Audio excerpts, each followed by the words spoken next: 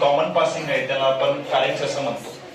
Common हा जर मी word वापरला म्हणजे 2-3 गोष्टीमध्ये काहीतरी कामं करतोय असं समजूया. म्हणजे काय बेसिकली जर जसं मी तुम्हाला सांगितलं की तुमचा फॅरिंग्स हा 3 प्रकारे डिवायडेड आहे माहिती आहे बरोबर. ज्यामध्ये the very first is your oropharynx पासून सुरुवात करूया. त्याच्यानंतर नेझोफॅरिंग्स असेल आणि थर्ड इज युअर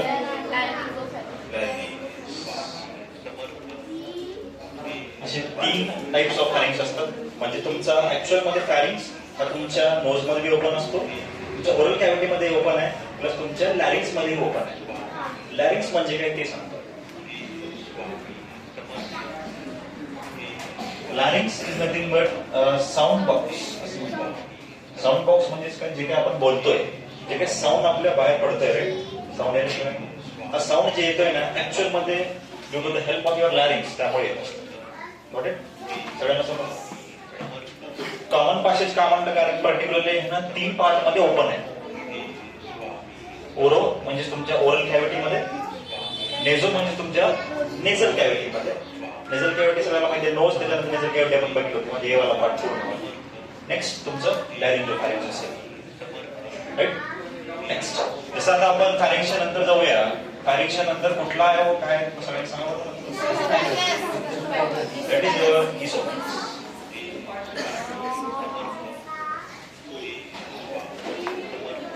इसोफॅगसची लेंथ किती सांगितली होती मी? 25 सेंटीमीटर अशी लेंथ आहे तुमच्या इसोफॅगसची, बरोबर. इसोफॅगस मध्ये एक मोमेंट होती, बरोबर. त्या मोमेंटचं नाव काय आहे सांगतो तुम्हाला. That is your peristalsis moment. कोणती moment? Peristalsis moment. What it? Peristalsis moment म्हणजे काय? Basically the contractions and relaxations of your oesophageal muscles. ज्यामध्ये पर्टिक्युलरली मी काय सांगितलं होतं की तुमचं जेव्हा फूड हा आपण माउथ थ्रू घेत असतो, राईट, हा फूड पुढे पुश करायचं काम तुमच्या पेरिस्टाल्सिस मोमेंट थ्रू होत असतं, बरोबर आहे. हे डायरेक्टली फूड खाली जात नाही. आपण जे काय फूड खातोय, जे काय आपण जेवण केलेलं फूड आहे, फूड ऍक्च्युअल मध्ये खाली जाण्यासाठी तुम्हाला पेरिस्टाल्सिस मोमेंट कंपल्सरी असतं. जसं म्हणलं होतं की तुम्ही जरी उलटं बसून जेवलात तरी तुमचा फूड वापस येत नाही बाहेर. वॉमिटिंग हा वेगळा पार्ट झाला, अजून मी सांगतो. वॉमिटिंग मध्ये वेगळा विषय तो ते सांगतो. पण सध्याला एवढं डोक्यात ठेवा की आपण जरी उलटं बसून जेवलं तरी ते फूड वापस येत नाही, आपण खरं तर जातो असं ड्यू टू दिस मोमेंट. कारण की मोमेंट काय करते माहितीये का, ऍक्च्युअल मध्ये तुमच्या या पार्ट मध्ये जेव्हा फूड येतो तुमचा, फूड ऍक्च्युअल मध्ये पुढे ट्रान्सफर होतं. म्हणजेच काय की अशा प्रकारे फूड इथे येणार, अशा प्रकारे नंतर मग ना पुढे एका जागी आला तर पुढे पुश होतो, त्याच्यानंतर इथून मग पुढे पुश होतं, त्यानंतर मग पुढे पुश होतो. ह्यानुसार त्या मोमेंटला आपण काय म्हणतो माहिती का, पेरिस्टाल्सिस मोमेंट असं म्हणतो, राईट. नेक्स्ट तुमचा इसोफॅगस संपल्यानंतर तुम्हाला आता कशात जायचंय?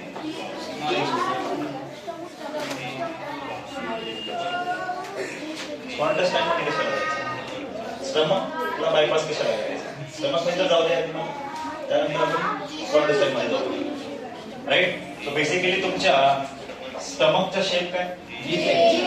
जे शेप असतो, राईट, बरोबर. जनरली स्टमक मध्ये 4 पार्ट्स सांगितले होते. स्टमक मध्ये किती पार्ट्स आहेत? 4 parts. Starting from your first, हे तुमचा कोणता पार्ट आहे?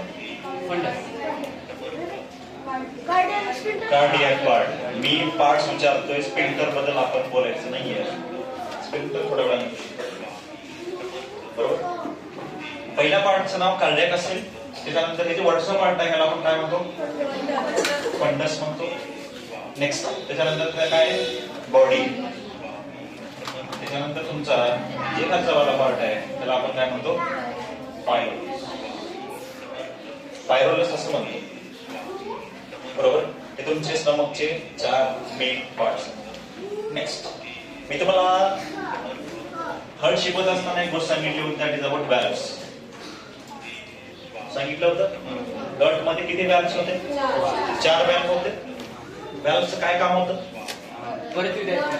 तुमच्या ब्लडला जेव्हा एका चेंबरमध्ये आपण ट्रान्सफर करतो दुसऱ्या चेंबरमध्ये, तिथून तो वापस यायला नाही पाहिजे, काळजी कोण घेते? तुमचे गार्ड्स घेत असतात, ते असतात. तुमच्या इसोफेगस मधून जेव्हा फूड येतो तुमच्या स्टमक मध्ये आल्यानंतर फूड वापस जाऊ नये याची काळजी कोण घेणार बा? तुमचा स्पिंटर असतो, तुमच्या अपसाइडला एक स्पिंटर असतो आणि इथे एक स्पिंटर असतो, बरोबर? दोन स्पिंटर्स आहेत आणि दोन्ही स्पिंटर्सचे नाव आहेत, बरोबर? दोन स्पिंटर्स आहेत, दोन्ही स्पिंटर्सचे नाव आहेत, ज्यामध्ये the very first sphincter it is called as cardiac sphincter. त्याला अजून एक नाव त्या टाइमला मी सांगितलं होतं, अजून एक नाव सांगितलं काय असतं त्याला? अजून एक नाव काय आहे? Gastro oesophageal.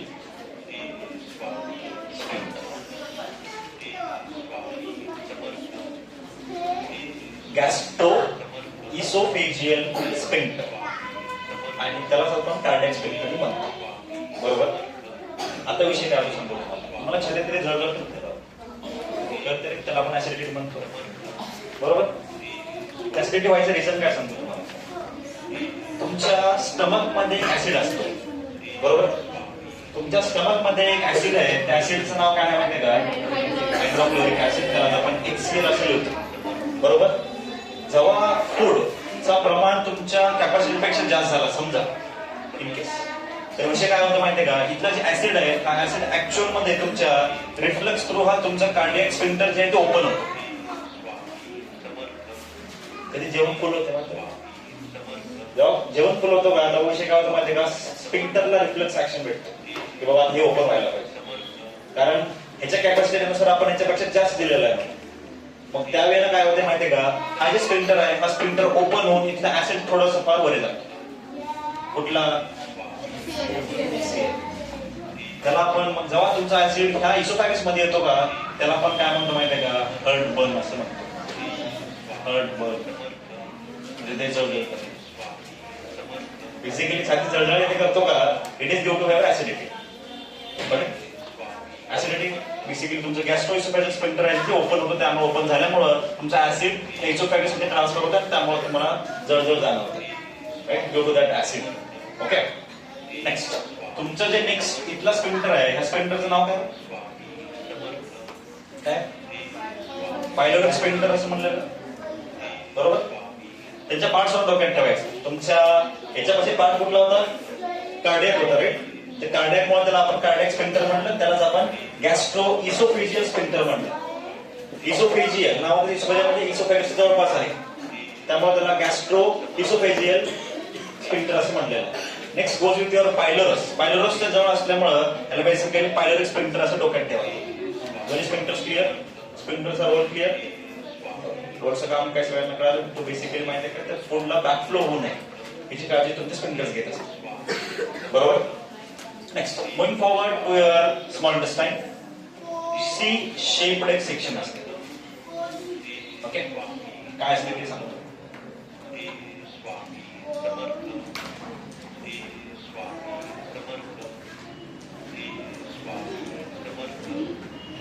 Generally C shape म्हणजे ह्या शेप जे स्ट्रक्चर आहे ना, सी शेपला आपण डुओडिनम असं म्हणतो. आपण सध्या आता स्मॉल इंटेस्टाइन मध्ये चाललो, ओके? स्मॉल इंटेस्टाइन मध्ये 3 पार्ट्स आहेत. किती पार्ट्स आहेत ओव्हरऑल तुमच्या स्मॉल इंटेस्टाइन मध्ये? 3 पार्ट्स आहेत. त्याच्यामधलं पहिल्या पार्टचं नाव आपण बघितलं, दॅट इज डुओडिनम, करेक्ट? नेक्स्ट तुमच्या डुओडिनम नंतर तुमचा नेक्स्ट सेक्शन कोणता आहे? जेजुनम होतं का? नेक्स्ट दॅट इज इलियम, बरोबर? असे 3 मेन पार्ट्स आहेत तुमच्या small intestine. Very first is your duodenum, next that is your jejunum and third is that your ileum. असे 3 पार्ट्स आहेत तुमच्या स्मॉल इंटेस्टाइन, बरोबर? तुमचा ह्यानंतर इथे एक व्हॅल्व असतो. व्हॅल्वचं काम काय होतं? परत तुमच्या फूडला वापस जाऊ नये, बरोबर होतं? असं होतं का? हो, ह्याची व्हॅल्व आहे. ह्या व्हॅल्वचं एक नाव सांगितलं होतं तुम्हाला, त्याला आपण काय म्हणलं होतं? इलिओ. सिकल व्हॅल्व. काय म्हणतो त्याला? इलिओसिकल व्हॅल्व. नाव का बरं आहे ते सांगतो. का तुमच्या इलियम मुळा ILEO घेतलं, त्यानंतर त्याच साईडला एक सेक्शन असतो, त्या सेक्शनला आपण सीकम असं म्हणतो. हे सीकम ऍक्च्युअल मध्ये स्पॉन्डिलोस्टेनच्या नंतर येतं. हा सीकम एक पार्ट आहे. ओके, इलियम संपल्यानंतर आणि तुमचं सीकम चालू झाल्यानंतर या दोन्ही मध्ये हे व्हॅल्व आहे, त्याला आपण काय म्हणलं? इलिओसिकल व्हॅल्व म्हणतो. कारण जेव्हा तुमचा फूड स्पॉन्डिलोस्टेन नंतर तुमच्या ह्या सेक्शन मध्ये आला, इथून वापस जाऊ नये म्हणून इलिओसिकल व्हॅल्व काम करते. बरोबर आहे? बेसिकली तुमच्या सीकमला आपण ब्लाइंड सॅक ही म्हणतो. काय म्हणतो? ब्लाइंड सॅक ही म्हणतो. तुमच्या सीकमला अटॅच अजून एक पार्ट असतो, त्या अजून एक पार्टला आपण काय म्हणतो? पूर्ण नाव सांगतो. फक्त अपेंडिक्स आहे. Very from appendix. काय म्हणतो त्याला आपण? Very from appendix. बरोबर? व्हेरी फ्रॉम अपेंडिक्स हा बेसिकली तुमच्या बॉडीतला कसला ऑर्गन आहे? त्याचं काही काम आहे का बॉडीमध्ये? त्याचा काहीच काम नसल्यामुळं तुमच्या बॉडीमधला हा एक वेस्टिजियल ऑर्गन आहे.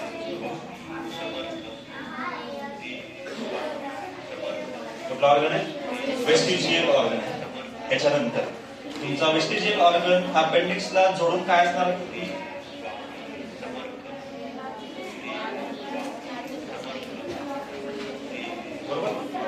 तो आता तुमचा नेक्स्ट स्मॉल इंटेस्टाइन इथे संपलेला आहे. स्मॉल इंटेस्टाइन मध्ये 3 पार्ट्स. कोण कोण? डिओडिनम, जेजुनम आणि इलियम असे 3 पार्ट्स आहेत तुमच्या स्मॉल इंटेस्टाइनचे. नेक्स्ट आपण आता लार्ज इंटेस्टाइन मध्ये जाऊया. Got it? लार्ज इंटेस्टाइन मध्ये तुमचा हा पार्ट जे आहे ते अपसाइडला जातो. खालून वरी जाणे म्हणजे बेसिकली असेंडिंग का डिसेंडिंग? असेंडिंग. बरोबर. त्याला आपण काय म्हणणार माहिती का? असेंडिंग कोलन असं म्हणतो. काय म्हणतो? असेंडिंग कोलन म्हणतो. राईट. त्यानंतर तुमचा हवाला पार्ट इथे ना,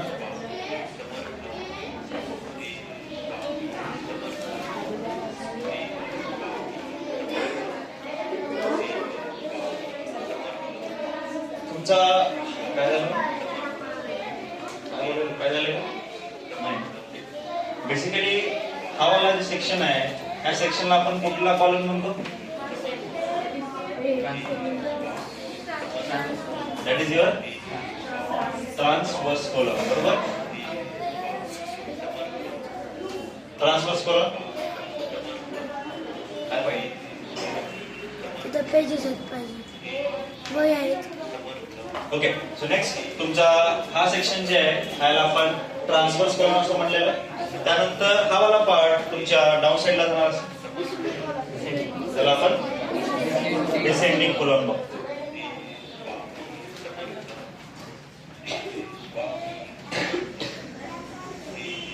राइट.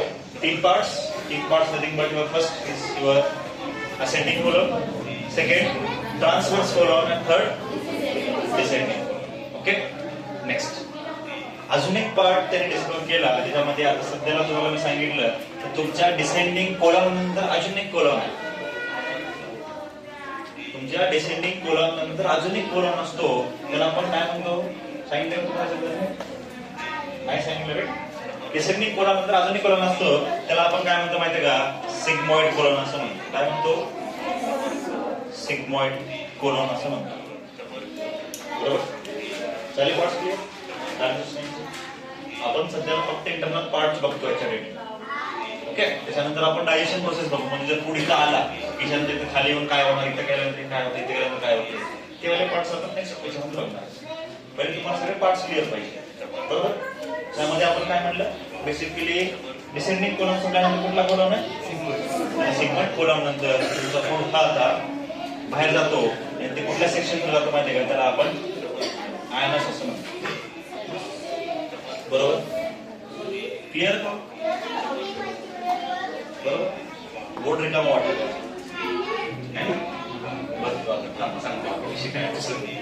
नेक्स्ट मी काय म्हणलं होतं की तुमच्या